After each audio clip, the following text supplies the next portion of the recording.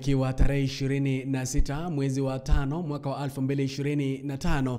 Karibu katika taarifa za AGR News. Mimi ni Videlis Moshoki, na taarifa za leo tunaanza kutoka eneo la Gusiland, mahali ambapo wenyeji na viongozi kutoka eneo la Bomachoge Borabu wamefurahishwa. Hii ni baada ya kuzinduliwa kwa hospitali ambayo imekwama kwa muda, ambayo ilianzishwa mwaka wa 1948 hadi wa leo haijawahi kamilishwa, wakati ambapo viongozi wameizindua na kuikamilisha hospitali hiyo. Wamesema kwamba italeta manufaa katika eneo hilo.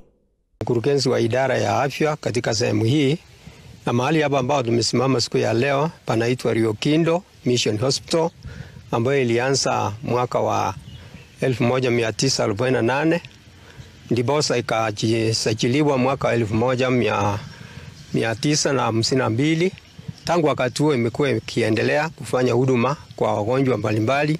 Ilianza kama outpatient, lakini vile inavyoendelea imefikia kiwango ambacho inahitaji sasa wagonjwa wanawekwa ndani katika ward. Kwa hivyo sasa ndio sababu inahitaji sasa ujenzi na kubanuliwa zaidi ili ifanye huduma zaidi ya kiwango kile ambayo huwa, ili kwamba ujenzi huo uanze lazimi pasuliwa, sababu theater itakuweko, pharmacy itakuweko, watu watapewa madawa ile ambayo inastahili kupewa.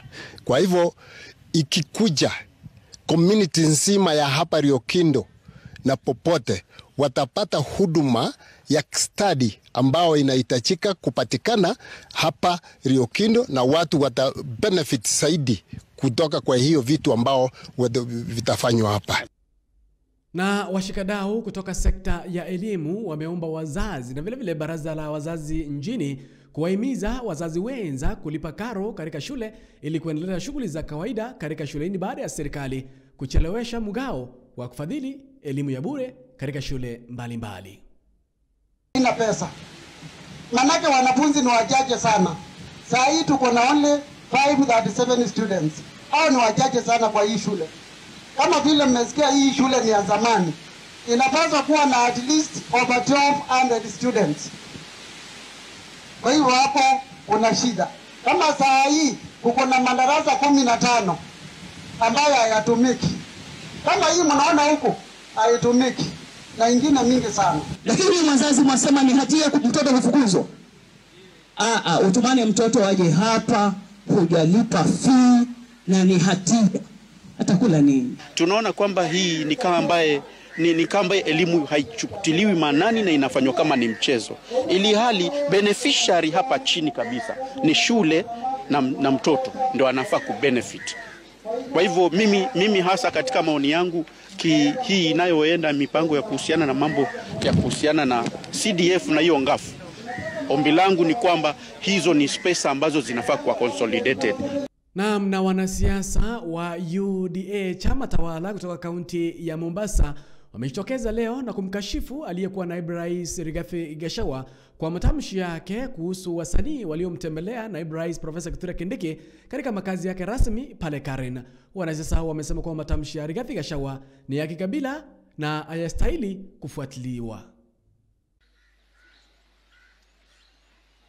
Aliyekuwa naibu wa rais, yeye amejaribu sana, anajaribu kudivide nchi. Sioni kama rais wetu akisimama vizuri kidete vile amesimama. Rais wetu William Samoei Ruto asimame kidete, asimame vizuri. Gachagua haizi divide nchi kwa sababu yeye ni mtu mmoja. Haizi sumbua nchi. Anasumbua nchi kama nani? Gachagua. Tuamtarajia pia azuru hapa Bamburi kama anavyoenda kule kwingine. Afanye yale naibu wa rais anayoyafanya, aliosema juzi kwamba atahakikisha kina mama amefanya nini. Hatuoni kuwa ni mgawanyiko, bali ni ule ushindani wa kila mmoja kuwa anataka nafasi ile ya mbele ili kuweza kuwa tupeleke zile agenda, ama tupeleke yale matakwa yetu, ama tupeleke yale matatizo yetu ambayo yako huku mashinani yaweze kufikia katika ngazi ya juu.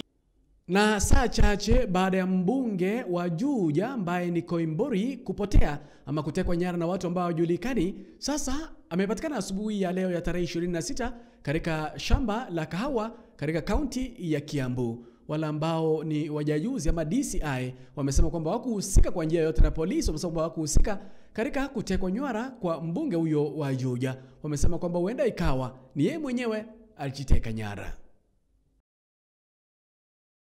Taarifa za biashara Ruth Nyanchama ameziandaa, atakupasha. Mimi ni Videlis Moshoge. Hujambo mpendwa na karibu katika habari za biashara. Tukianza ni kwamba waziri wa kilimo ametangaza kwamba sehemu ya kwanza ya magunia 200 ya mahindi yametolewa kutoka hazina ya kitaifa ya nafaka ili kusaidia kunawilisha bei ya unga hapa nchini na vile kukabiliana na upungufu ama ukosefu wa unga unaotarajiwa kutokea. Na katika habari nyingine ni kwamba serikali imetangaza kutafuta ufadhili wa bilioni 5 ili kusaidia kunawilisha mfumo wa Hustler Fund. Ini baada ya Hustler Fund kupata mpigo kwa kupoteza bilioni 6 kwa wakopeshaji ambao walikopa na wajalipa na wajulikani walipo. Na katika habari nyingine ni kwamba serikali imetangaza kuuza hisa zake za 34.9 katika kampuni ya Safaricom zinazogharimu bilioni 280 kufikia mwezi Julai mwaka huu.